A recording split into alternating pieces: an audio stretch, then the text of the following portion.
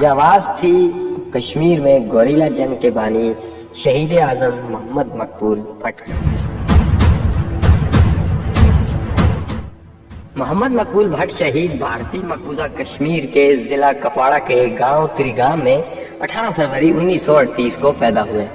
ان کے والد کا نام غلام قادر بھٹ تھا جو محنت پیشہ آدمی تھے۔ مقبول بھٹ نے ابتدائی تعلیم گاؤں کے پرائمری اسکول سے حاصل کی۔ B A Saint Joseph College Baramulla سے کیا۔ اسکول اور کالج کے زمانے میں مقبول بھٹ تحریکی و سماجی سرگرمیوں میں بڑھ چڑھ کر حصہ لیتے رہے۔ مقبول بھٹ کی ان سرگرمیوں کو دیکھ کر کالج کے عیسائی پرنسپل نے پیشن گوئی کی تھی کہ یہ نوجوان کوئی بڑا کارنامہ سر انجام دے گا یا پھر موت کے گھاٹ اتار دیا جائے گا۔ مقبول بھٹ نے جب بی اے کا امتحان دیا اس وقت وادی کشمیر شیخ عبداللہ کی گرفتاری کے سبب شدید ہنگاموں کی لپیٹ میں تھی۔ چنانچہ بی اے کا امتحان پاس کرنے کے بعد وہ 1958 کو اپنے چاچا عبدالعزیز کے ہمراہ جنگ بندی لائن عبور کر کے آزاد کشمیر میں داخل ہو گئے۔ پاکستان کے سرحدی محافظوں نے انہیں پوچھ گچھ کے لیے قلعہ مظفر آباد میں نظر بند کر دیا۔ رہائی کے بعد مقبول بھٹ پشاور میں سکونت پذیر ہوئے، جہاں محبت خان نامی ایک کشمیری کی کاوش سے انہیں پشاور یونیورسٹی میں MA میں داخلہ مل گیا۔ تعلیم کے ساتھ ساتھ وہ پشاور سے شائع ہونے والے ایک اخبار انجام میں بھی کام کرتے رہے۔ انہوں نے ایک ہفتہ وار رسالہ شروع کیا لیکن اسے مالی مجبوری کے سبب جاری نہ رکھ سکے۔ آپ نے پشاور یونیورسٹی سے MA اردو اور MA صحافت کی ڈگریاں حاصل کی۔ 1961 میں ان کی شادی راجہ بیگم سے ہوئی، جس سے 2 بیٹے پیدا ہوئے، جاوید مقبول اور شوکت مقبول۔ مقبول بھٹ نے KH خورشید کے دور صدارت میں 1960 میں BD سسٹم کے تحت ہونے والے آزاد کشمیر کے پہلے بلدیاتی انتخابات میں بطور امیدوار حصہ لیا اور کامیاب ہوئے۔ 1965 میں انہوں نے ایک اسکول معلمہ ذاکرہ بیگم سے شادی کی، جس سے ایک بیٹی پیدا ہوئی۔ 1965 میں مقبول بھٹ اور ان کے ساتھیوں نے محاذ رائے شماری کے نام سے ایک سیاسی جماعت کی بنیاد رکھی۔ اپریل 1965 میں سیالکوٹ کے مقام پر محاذ کا پہلا اجتماع منعقد ہوا، جس میں مقبول بھٹ محاذ کے پبلسٹی سیکرٹری مقرر ہوئے۔ محاذ سے فارغ ہونے کے بعد محاذ کے مرکزی عہدیداروں نے سیالکوٹ اور جموں کے درمیان سوچیت گڑھ کے بارڈر پر جا کر مقبوضہ وطن جموں کشمیر کی مٹی ہاتھ میں اٹھا کر حلف اٹھایا کہ وہ اس دھرتی کی عزت و آزادی کے لیے جان کی قربانی سے بھی دریغ نہیں کریں گے۔ مقبول بھٹ اور ان کے ایک دوست امان اللہ خان نے 13 اگست کو محاذ کے ایک خفیہ عسکری ونگ نیشنل لبریشن فرنٹ کی بنیاد رکھی، جس کے قیام کا مقصد یہ تھا کہ کشمیری نوجوانوں کو عسکری تربیت دے کر بھارت کی قابض افواج کے خلاف لڑنے کے لیے تیار کیا جائے۔ مقبول بھٹ نے NLF کے پلیٹ فارم سے کشمیر کی آزادی کے لیے مسلح جدوجہد کا نظریہ پیش کیا، کیونکہ ان کا خیال تھا کہ آزادی مانگنے سے نہیں ملتی بلکہ غاصب سے چھین کر لینا پڑتی۔ ان کا کہنا تھا کہ جب تک کشمیری ہتھیار اٹھا کر قابض افواج کے خلاف نہیں لڑیں گے اس وقت تک کشمیر کی آزادی کا خواب تعبیر نہیں ہوگا۔ چنانچہ بھارت کے خلاف گوریلا جنگ کا آغاز کرنے کے لیے وہ جون 1966 میں اپنے چند ساتھیوں میجر امان اللہ خان، صوبیدار کالا خان اور اورنگزیب شہید، جن کا تعلق گلگت سے تھا، کے ہمراہ جنگ بندی لائن عبور کر کے وادی کشمیر میں داخل ہو گئے، جہاں 3 ماہ تک وہ خفیہ طور پر تنظیم سازی کرتے رہے اور نوجوانوں کو فکری تربیت دیتے رہے۔ بالآخر مخبری ہونے کے سبب وہ اپنے ساتھیوں میر احمد اور صوبیدار کالا خان سمیت گرفتار ہو گئے۔ انہیں سینٹرل جیل سری نگر میں قید کر دیا گیا۔ ان کا ایک ساتھی اورنگزیب، جن کا تعلق گلگت سے تھا، اس معرکے میں شہید ہو گیا۔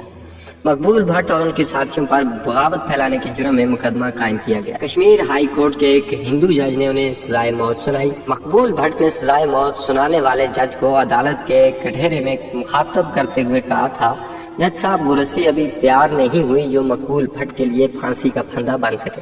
انہوں نے 9 دسمبر 1968 میں اپنے 2 ساتھیوں میر احمد اور چودھری یاسین کے ہمراہ سری نگر جیل میں سرنگ لگا کر رائے فرار اختیار کی اور کئی روز تک برف پوش پہاڑوں کو عبور کرنے کے بعد قاضی ناگ چھم کے راستے آزاد کشمیر پہنچائے، جہاں پاکستان کی خفیہ ایجنسیوں نے انہیں گرفتار کر لیا اور بھارتی ایجنٹ ہونے کا الزام لگا کر مظفر آباد کے قلعہ میں قید کر دیا۔ اس قلعہ میں مقبول بھٹ اور ان کے ساتھیوں کو سخت اذیتیں دی گئی، لیکن رائے آزادی کے ان متوالوں کے حوصلے ثابت قدم رہے۔ کچھ عرصہ تشدد سے گزرنے کے بعد انہیں رہائی ملی تو پھر تاریخی آزادی کشمیر کے لیے سرگرم عمل ہو گئے۔ 1969 میں مقبول بھٹ کو محاذ رائے شماری کا مرکزی صدر منتخب کیا گیا۔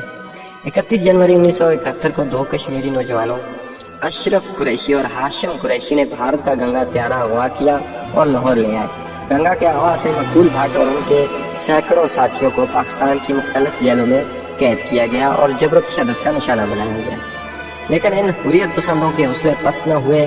मई 1973 में गंगा के मुकदमे से रिहाई के बाद मकबूल भट्ट फिर आज़ादी के लिए सरगर्म अमल हुए। उन्होंने 1975 में आज़ाद कश्मीर कानून साज असम्बली के लिए इब्टाबाद और मरी के हलकों से 2 नशिस्तों पर इंतखाब लड़ा, लेकिन सीट हासिल न कर सके। अलबत्ता इलेक्शन मुहिम में उन्होंने अपने वतन की आज़ादी का पैगाम घर घर पहुँचाया।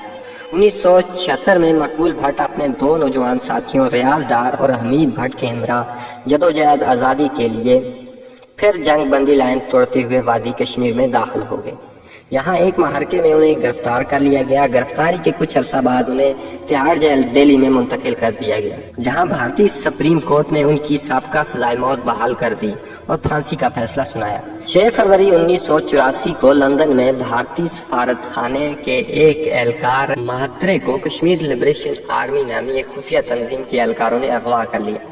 अगवाकारों ने 24 घंटों के अंदर अंदर मकबूल भट्ट, हमीद भट्ट, रियाज डार और दीगर कश्मीरी हुर्रियत पसंदों को रहा करने का मुतालबा किया। लेकिन जब भारतीय हुकूमत ने यह मुतालबा तस्लीम न किया तो अगवाकारों ने 54 घंटे गुजारने के बाद महात्रे को कत्ल कर दिया। महात्रे के कत्ल के बाद भारतीय हुकूमत ने मकबूल भट्ट को फांसी देने का ऐलान कर दिया। मकबूल भट्ट को सजाए मौत से बचाने के लिए कश्मीरियों ने बहुत कोशिशें की, लेकिन भारतीय हुकूमत अपने फैसले पर डटी रही। चनाचा 11 फरवरी 1984 को इतवार के रोज तिहाड़ जेल में उन्हें फांसी दे दी गई।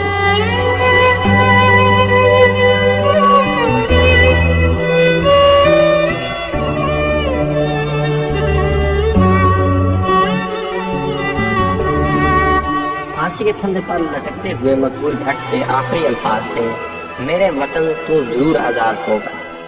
मकबूल भट्ट की लाश उनके वारसों के हवाले करने से भारतीय हुकूमत ने इनकार कर दिया। चनाचा जेल के मुसलमान कैदियों ने उन्हें वहीं जेल के अखाते में दफन कर दिया। कश्मीर की जदोजहद आज़ादी में मकबूल भट्ट शहीद को सबसे आला मुकाम हासिल है। राय आज़ादी में मकबूल भट्ट की कुर्बानी ने कश्मीरियों को नया अज़्म व हौसला अता किया। बिलाशुबा कश्मीर की नई नस्ल में मकबूल भट्ट को जो इज्जत हासिल है वो किसी दूसरे शख्स के हिस्से में नहीं है। नई नस्ल मकबूल भट्ट को जदोजहद आज़ादी का हीरो समझती है।